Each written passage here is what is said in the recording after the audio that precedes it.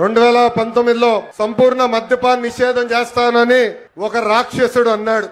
ఆరోగ్యానికి హానికరం అని అధికారులు అనేక సార్లు చెప్పినా ఏకంగా ధనదాహం కోసం విషం కంటే ప్రమాదమైన మద్యం అమ్మి ఏకంగా తాలిబొడు తెంపాడు ఆ రాక్షసుడు.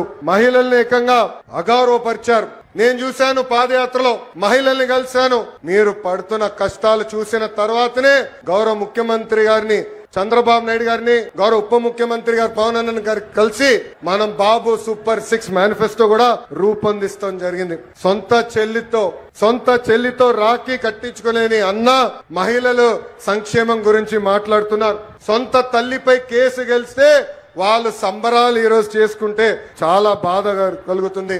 అందుకే వాళ్ళందరూ ఒకటే చెప్తున్నా, ముందల మీ ఇంట్లో ఉన్న అక్క, చెల్లెలు, పెద్దమ్మ, చిన్నమ్మ, అదే విధంగా తల్లికి న్యాయం చేసిన తర్వాతనే మా గురించి మాట్లాడాలని హెచ్చరిస్తున్నా.